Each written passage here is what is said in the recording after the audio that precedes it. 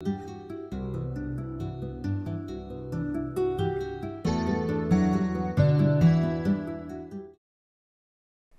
hello everyone, it is Luke from Larry's Orchids, and I'm here with another FAQ episode.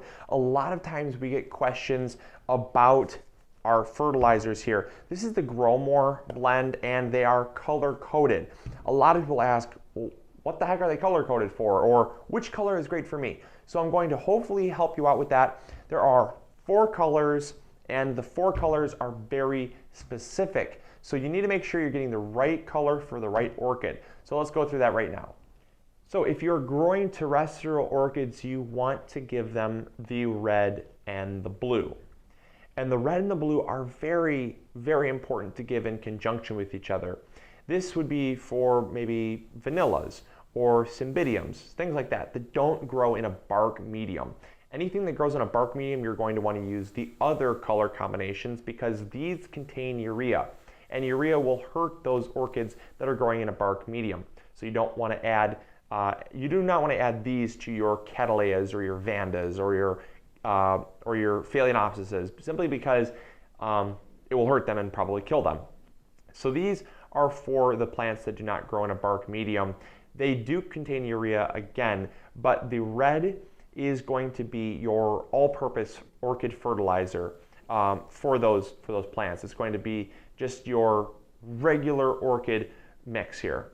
And then you're going to want to use the blue in conjunction with the red as your bloom booster. And oftentimes people fertilize too late. They wait for the flower, or they wait for the orchid to go into flower before they start using bloom booster.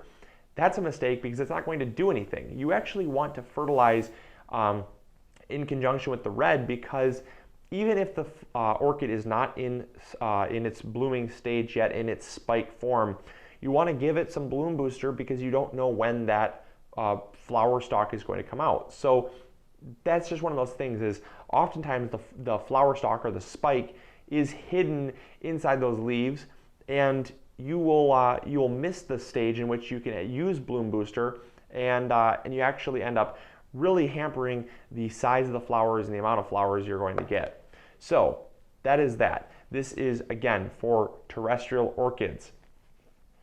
Now, for any other orchids like your cattleyas and your vandas, dendrobiums, phalaenopsises, those orchids, the ones that grow in a bark medium, you're going to want to give them the green and the yellow. So these two here are for those orchids. These do not contain urea, and they also are going to be used in conjunction with each other.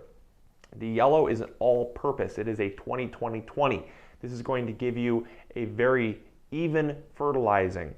Then you want to use this in conjunction with the green, because the green is a 20-10-20, and this is also going to help the orchids out in forming just a very healthy plant and getting them up and growing as well. So use these in conjunction with those plants that are grown in a bark medium.